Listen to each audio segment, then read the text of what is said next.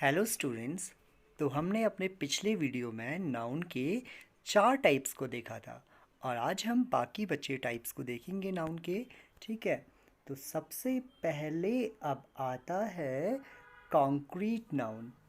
Concrete concrete नाम आपने पहले सुना होगा। कॉन्क्रीट मतलब जिससे कोई ढांचा बनता है, कोई घर बनता है।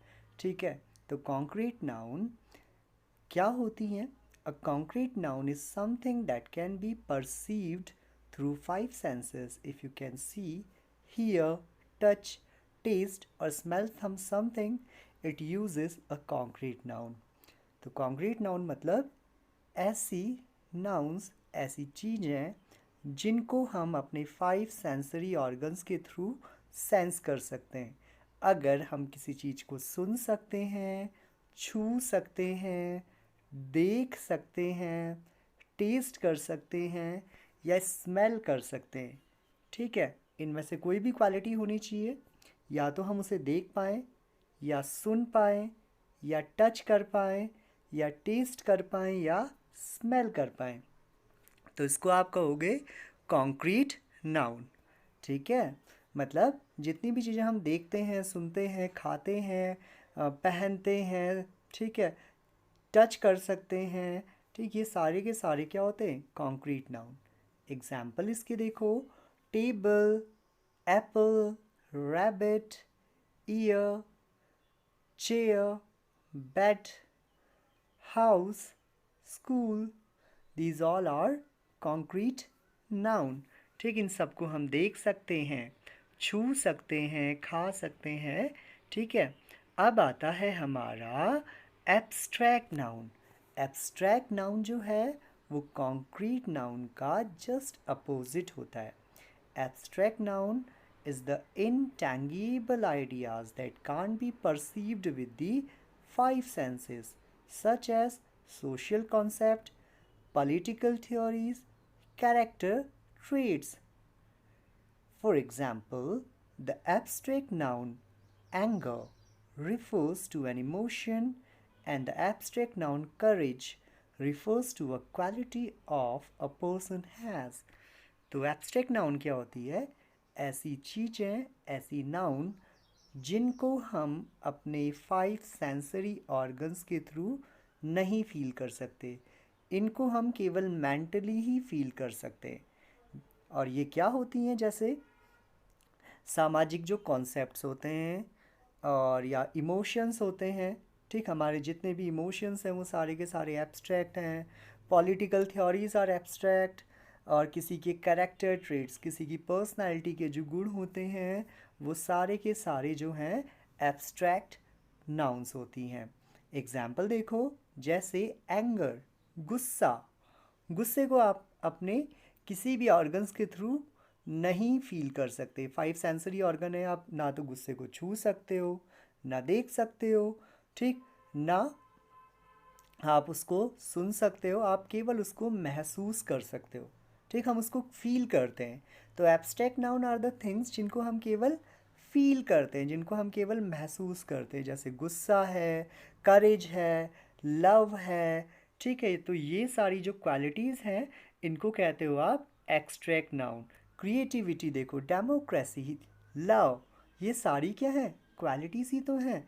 इनको हम केवल फील ही तो कर सकते हैं। ठीक है। तो ये सारी क्या हैं? एब्स्ट्रैक्ट नाउन है। फिर आती है collective noun. Collective noun means it is a noun that functions as singular. ठीक, while referring to a group of people or things. A collective noun refers to a group that functions as one unit or performs the same action at the same time. तो collective noun जहाँ पे को group of people या group of thing होगा और वो सब जो हैं एक ही तरह का एक्शन करते होंगे, एक ही जैसा काम करते होंगे, तो आप उस ग्रुप को जो है कलेक्टिव नाउन कहोगे। जैसे doctors, doctors are collective noun. Doctors क्या होते हैं? Group of people. ठीक है, ग्रुप ऑफ पीपल है ना, और वो क्या करते हैं? एक ही तरीके का काम कर रहे हैं। ठीक, वो लोगों की इलाज ही तो कर रहे हैं ना। वैसे ही army, army means group of people those who are serving for their nation, जो हैं अपने नेशन के लिए, नेशन की देखभाली कर रहे हैं, नेशन की रक्षा कर रहे हैं, ठीक है।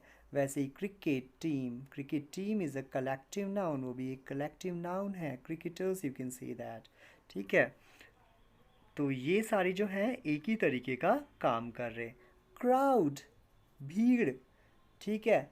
Flocks, committee, sum of money, there are many examples which denotes collective noun, जो कलेक्टिव नाउन को डिनोट करते हैं। अब आती है हमारी कंपाउंड नाउन। तो कंपाउंड नाउन क्या होती है? इट कंबाइंस टू और more words into one. Compound का मतलब ही क्या है? दो या दो से ज़्यादा चीज़ों का जुड़ा होना। तो कंपाउंड नाउन में क्या होगा कि ये जो है दो या दो से ज़्यादा जो चीज़ें हैं उनको आपस में जोड़े रहती होंगी, ठीक है। और जोड़ने के बाद ही क्या लगती होंगी? एक सिंगल वर्ड्स की तरह ही दिखती होंगी, ठीक है। इसमें दो या दो से ज़्यादा वर्ड जुड़े तो हैं, मगर ये होल में क्या है? एक सिंगल वर्ड ही है, ठीक। जैसे dry cleaning, dry is different word, cleaning is a different word, मगर हमने ड्राई क्लीन बोला तो ड्राई क्लीन मतलब दोनों को हमने जोड़ दिया है, इट्स अ कंपाउंड नाउन। ये क्या है? एक कंपाउंड नाउन है। Jack in the box, toothpaste, toothpaste तो सबसे कॉमन है, टूथ दांत, पेस्ट इज पेस्ट, बट हम इसको साथ में जोड़े ना, toothbrush is also example. Hair cut, output, ice cream, potato chips, there are many examples of compound noun. इसमें क्या होता है? दो अलग अलग ऑब्जेक्ट्स को एक साथ जोड़ देते हैं और एक सिंगुलर ऑब्जेक्ट की तरह रिप्रेजेंट करते हैं। अब आता है हमारा easy one, that is countable. नाम से ही पता चल रहा है, a countable noun is one that you can count, जिसको आप काउंट कर सकते हो, जिसको आप गिन सकते हो। ऐसी नाउन जिसको आसानी से गिना जा सकता है, ठीक है। मैंने कहा यू हैव 3 बुक्स, बुक्स को आप इजीली काउंट कर सकते हो ना, ठीक है। यू हैव 10 पेन्स, या फिर मैंने कहा यू हैव 100 रुपीज़, ठीक, आप इसको क्या कर सकते हो? इजीली काउंट कर सकते हो। तो जो जितनी भी नाउन हैं जिनको आप काउंट कर सकते हो वो नाउन कहलाती हैं countable nouns. Okay, example, table, apple, rabbit, ear, pen, pencil, there are plenty of the examples. Then the last one is uncountable. It is also opposite to the countable noun. It means that it cannot be counted. इसको आप count नहीं कर सकते हो, ठीक है।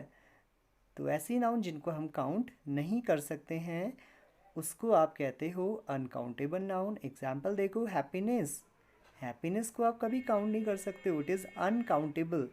Okay, आप इसको एक मेजर कर सकते हो, अंदाज़ा लगा देते हो कि he is very happy, but you can not count it, आप इसको काउंट नहीं कर सकते हो, ठीक है। वैसे ही सॉल्ट है, शुगर है, राइस है, फ्लावर है, एंड एडवाइसेस हैं, ठीक है। तो इनको आप कभी भी काउंट नहीं कर सकते हो। तो ये जो हैं अनकाउंटेबल नाउन्स होती हैं।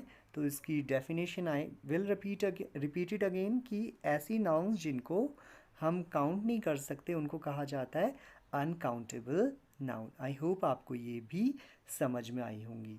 तो ये है हमारी नाउन के टाइप। आपने सारे टाइप्स को देखा होगा, आपको समझ में भी आए होंगे नाउन्स के टाइप।